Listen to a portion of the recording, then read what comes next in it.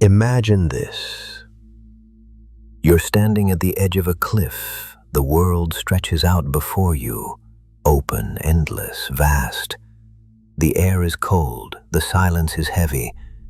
You feel both pulled forward and terrified to move. Your heart races, your palms sweat, your legs feel weak. One step forward and you fall.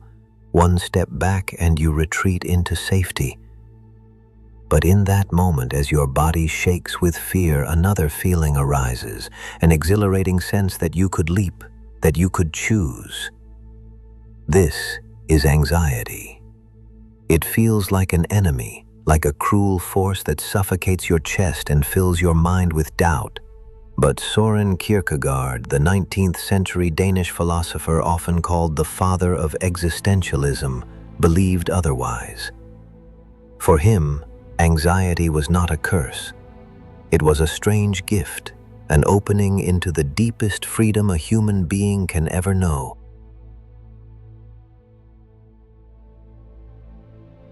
Kierkegaard wrote in his book, The Concept of Anxiety, that anxiety is the dizziness of freedom.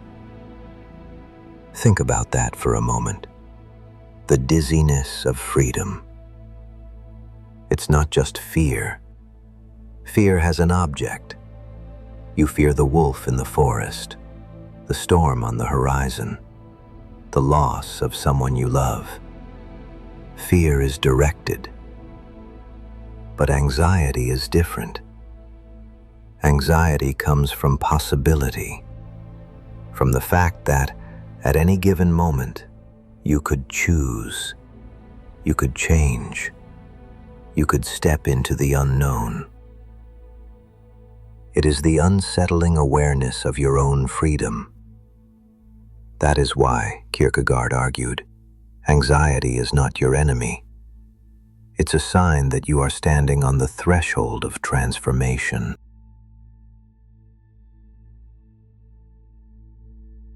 We experience this every day. The student staring at the blank page before an exam. The young adult leaving home for the first time, wondering if they'll succeed or fail. The person standing at a crossroads deciding whether to stay in a relationship or walk away. Each of these moments produces anxiety, not because the outcome is known, but because the possibilities are endless. And the paradox is this: the very thing that makes anxiety so painful, its uncertainty, is the same thing that makes freedom possible. Without anxiety, you would live like a machine, programmed, predictable, trapped in routine. With anxiety, you are awake to the fact that your life is yours to shape.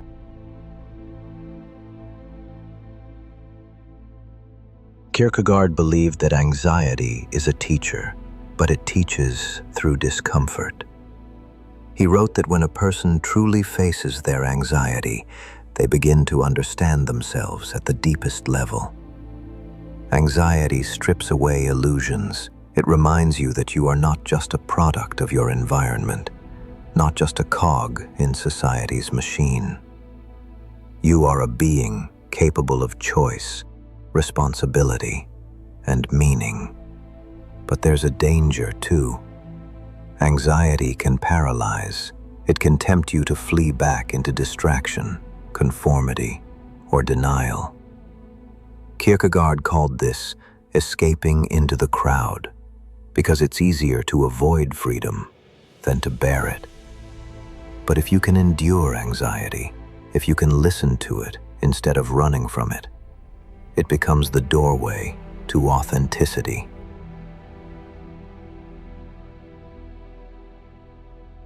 Kierkegaard's whole philosophy centers on one great task: becoming yourself. Not the self society demands, not the self shaped by expectations, but the self that is uniquely yours. And the strange truth is this: you cannot become yourself without anxiety. Why? Because anxiety shows you the vastness of possibility, the life you could live, the choices you could make, the person you could become. It forces you to confront the fact that you are not fixed. You are unfinished. And that is both terrifying and liberating.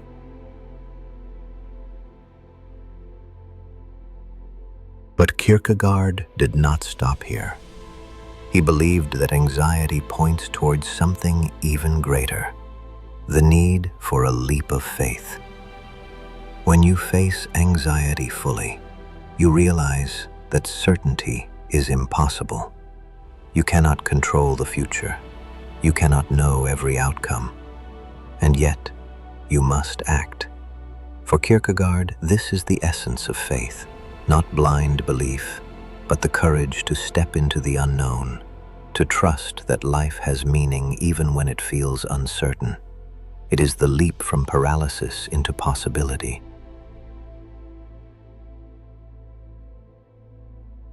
Now pause for a moment and reflect on your own life. How often has anxiety held you back?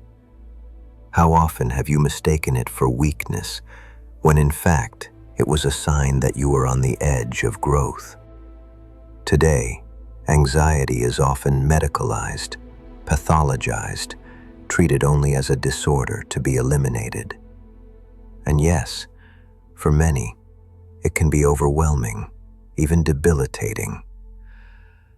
But Kierkegaard reminds us that anxiety is also deeply human. It is not always a disease to be cured. Sometimes it is a compass pointing toward freedom.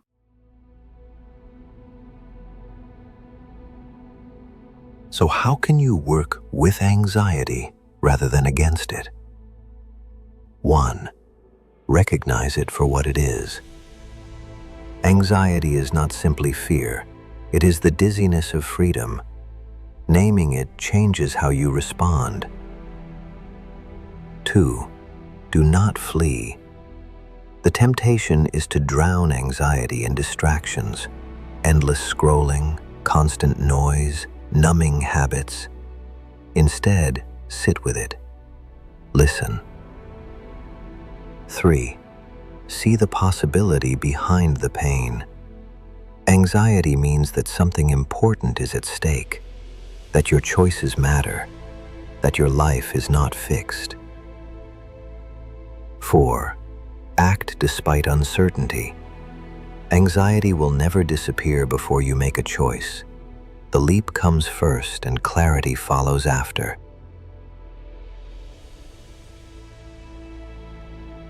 For Kierkegaard, the path to freedom is not smooth. It is filled with doubt, trembling, and anxiety. But he would say, this is the very proof that you are alive, that you are not sleepwalking through existence, that you are standing face to face with the mystery of being human. Anxiety does not imprison you. It awakens you. It cracks open the shell of comfort and forces you to see that you are free. And in that freedom lies both your greatest burden and your greatest possibility.